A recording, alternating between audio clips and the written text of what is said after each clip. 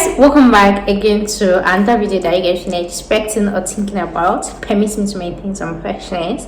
Thank you very much. So guys, I'm going to be telling you guys how to apply to study in Luxembourg. So there are actually two ways you can actually apply to study in Luxembourg. The first one is DIY, doing it yourself, which I'm going to be taking you guys through, and the second one is using an agent.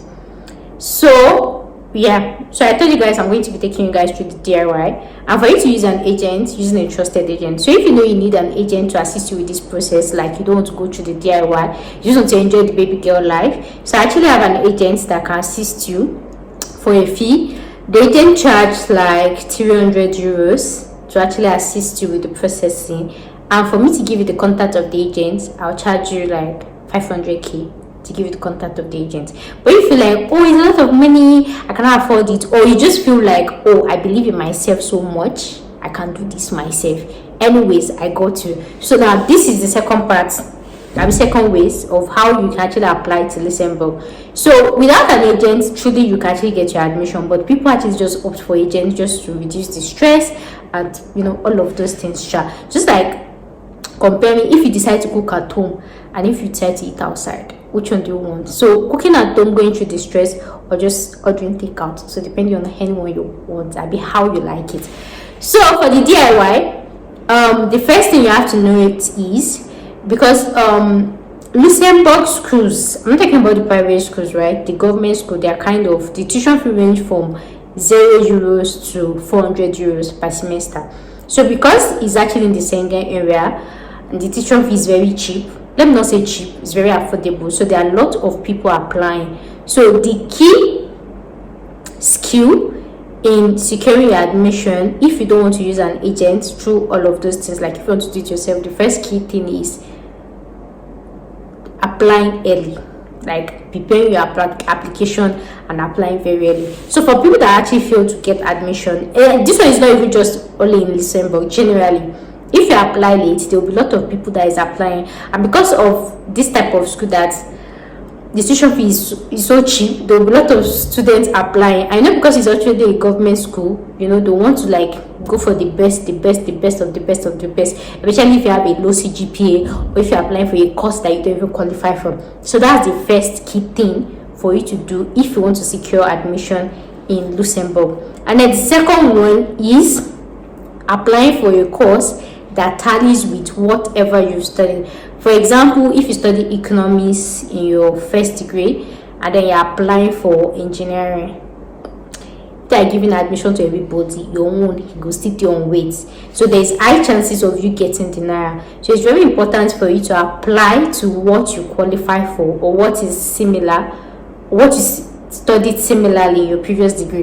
This is not me saying you cannot change career paths. You can actually change career paths, but if you have to change career paths, maybe you did, for example, economics, or you did engineering in your first degree and now you want to change to economics, in that scenario, you cannot just apply just like that. You have to show some work experience, some evidences of you actually changing to this your new career before applying to study it. For example, you cannot be a fresh engineer that wants to change to economics. You will not get admission. Let me not lie. Even if agents say they are going to secure admission for you, they are deceiving you. So in that scenario, you have to have, maybe you're doing civil engineer, maybe you have like few months experience in your new field, done some courses, some certifications, right, to back up and to boost your CV to show that you are interested in this your new field. And then the second point to note is your motivation letter. Don't let anybody lie to you. You cannot apply to Luxembourg without a motivation letter. So you have to write them, and don't just go online, just go and download all this motivational letter and just copy and paste. No, Luxembourg, applying to Luxembourg, not the private school. I'm talking about the government school that is cheap, that is affordable, right? You have to be so intentional about it. You have to customize. Even if you are going to download motivational letter from Google, you have to customize it to your case, to your scenario. You can only just download sample and see how it is written, right?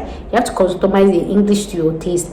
There is somebody I was speaking to them. The person was like, oh, they sent this letter to somebody and this thing like that. In fact, from reading the message, I was like, let me see the message you sent, right? the mail you sent. In fact, reading the mail this person sent, it is obvious this person just did copy and paste from AI, because I know those AI words. Even me that I'm not even a school recruitment teacher, but I know this was not just copy and paste. You just change some things.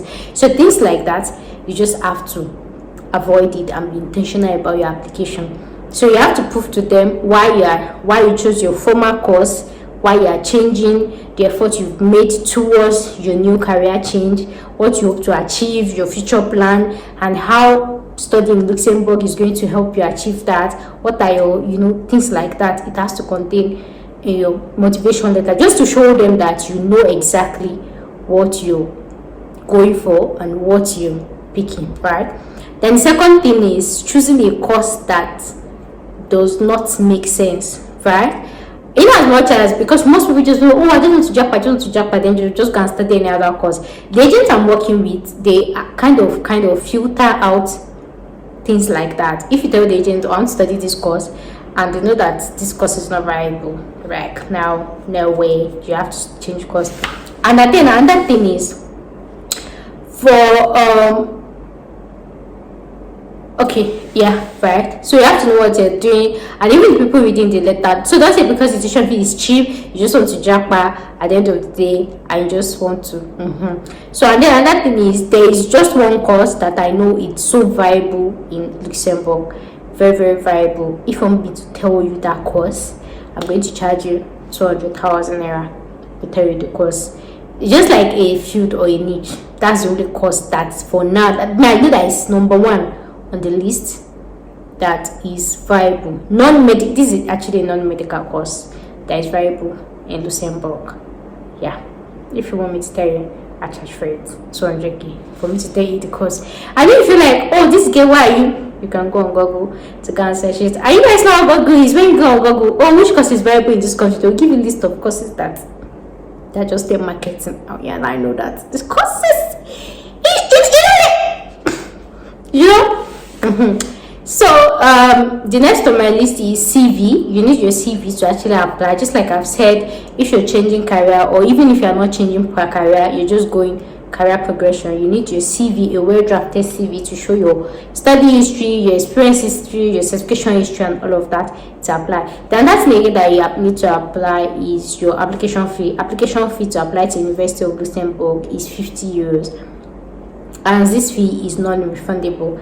Then another thing again that you need is language proficiency. Depending on the course that you're going for, you can just go on www.universityofluxembourg.lu.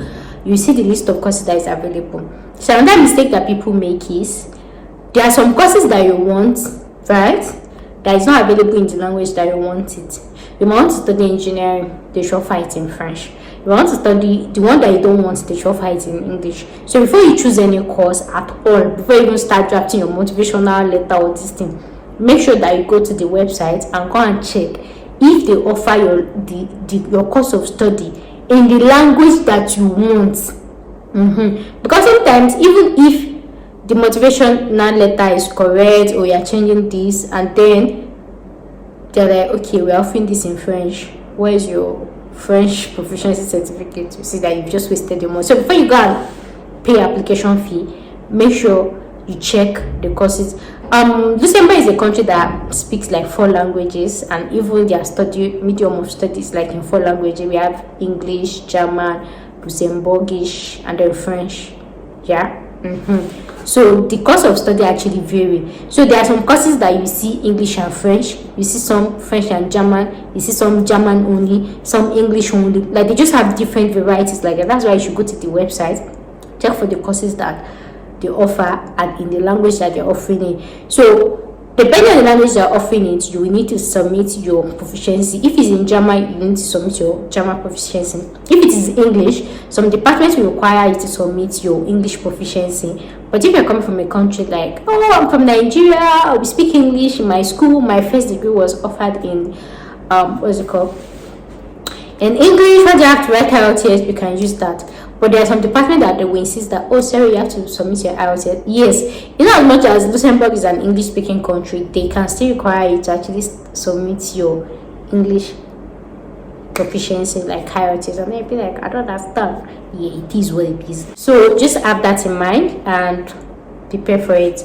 So like I said, early application is the key to getting your admission faster and easily in Luxembourg. So the application will open by February 2025. Check your date, check your time, set your alarm. So start preparing all your documents, your everything, and start preparing to apply. As the portal open, like be like one of the first. So when you apply first, apply faster. Trust me, you get your admission letter in less than 1 week safe. Like very fast. You get it faster than somebody that is applying late or doing late application, right? So even if you're in that phase in your life that I don't know, am I going to Luxembourg, checking on Luxembourg, or you are still in that abi, just apply. See, it's better for the admission you should get the admission. The admission should be looking at you in the eyes like this. Then when you decide that, oh, okay, I'm not going, the admission is closed, or there is rush hour, or there is this thing like that. I hope you understand. So these are the ways, the major ways you can actually apply to Luxembourg. And people that I know that have actually gotten this admission, that is the tricks and tips that they used. So if you don't want to pay agency, you can just do that and all of that. So I created a playlist. I titled Luxembourg. I've made previous content about Luxembourg, studying Luxembourg and all of that. I'll be adding this video to it. So if you want me to talk about any other thing about Luxembourg, you can put it in the comment section and I'll shoot the video. And then another question people want to ask is Luxembourg Embassy in Nigeria. I'll be shooting into my next video, so I'll be able to use a different title and put it in the video, right? Anyways, that brings us to the end of today's video. Thank you guys so much for watching. See you guys in my next one. Bye for now.